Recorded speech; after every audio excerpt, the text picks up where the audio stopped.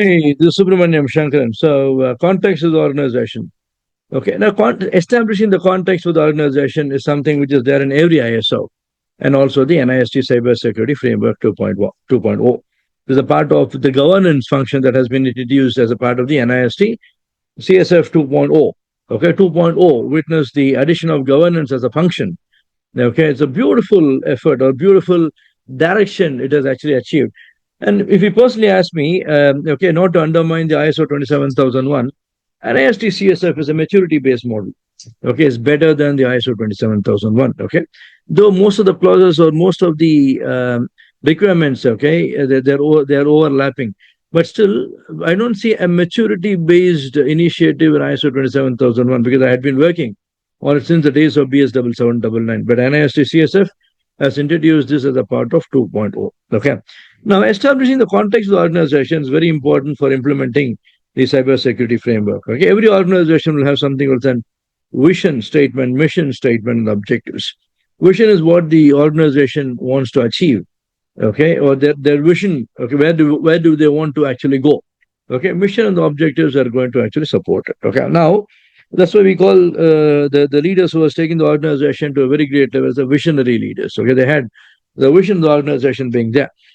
Okay, so cybersecurity framework is there to support the organization to achieve the mission. Okay, in fact, I would always say something.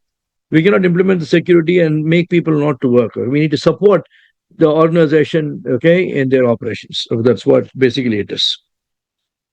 And identifying the stakeholder. Okay, the stakeholder could be the government or entity. Okay, interested party is what it is actually called, as in case of let's say, so interested party, okay, it's called the interested party in ISO.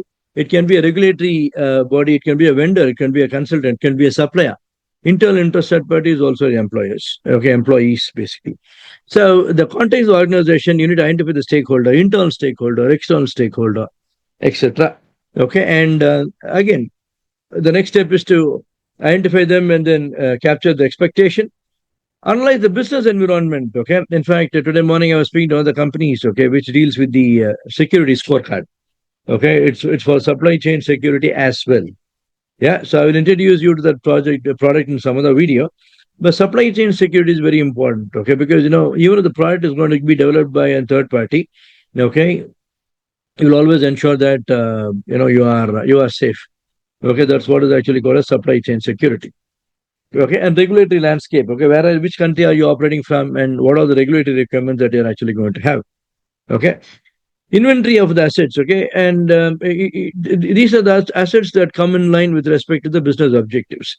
For PCI DSS, okay, the card data environment is what we say, right? And for GDPR or data protection, okay, like PIMS, etc. The technical assets where the personal data is in transit, is at rest, and is in motion. Okay, no, not is it use. Okay, so data at rest, data in transit, and data in use. Personal data in use, personal data in transit, and personal data is at rest. That will become the technical landscape or technical scope for the privacy information management system implementation. Similarly, for the NIST CSF, you need to assess the business objectives and which all the assets that fall directly in line into the production supporting the business objectives becomes the inventory of the assets that you need to actually secure. Evaluating the regulatory requirement. Okay, if you're going to be in, let's say, healthcare industry operating of the US, okay, you have to comply with GDPR and not GDPR, high tech and high trust. Okay, and if you're going to be an organization based on the Europe, okay, processing the personal data, then GDPR, UK GDPR, EU GDPR comes into play. Now there's a DORA, okay, Digital Operation Resilience Act, okay, is also an act in the Europe. Okay, so these are the regulatory requirements that you should comply with. So that is also something the NIST CSF is going to support you. Analyzing the threat landscape. Okay, if you're going to have a system, okay, with the public IP, okay, so threat landscape is going to be the entire public actually, unless otherwise you're going to filter the traffic using the firewall. The private IP, then your internal employees are going to become the threat landscape. Again, you can secure against it by using VLAN, etc. Okay. Determining the risk appetite. Okay, so until what level the organization can accept that risk. For example, if you have 10,000 employees or 1,000 employees within the organization, if the 25 employees are not They have not undergone the security awareness session. Okay, so the moment it becomes 26th, then it's beyond the risk appetite. You need to actually schedule the security awareness session for all the 26 employees. So until what level you can tolerate the risk is what the risk appetite is. And these are the factors that are helping you, okay, in establishing the context of the organization.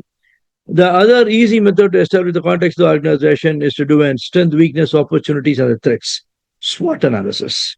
SWOT analysis with respect to the compliance framework. We are speaking about NIST CSF, but you can also apply it for 27001, 27701, 9K, 20K, 22301, blah, blah, blah.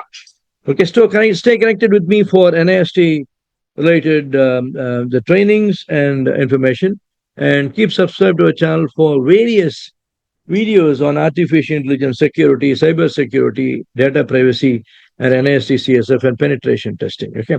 This is Subramaniam Shankaran from IEEE signing off for now. Thank you very much. Cheers and goodbye.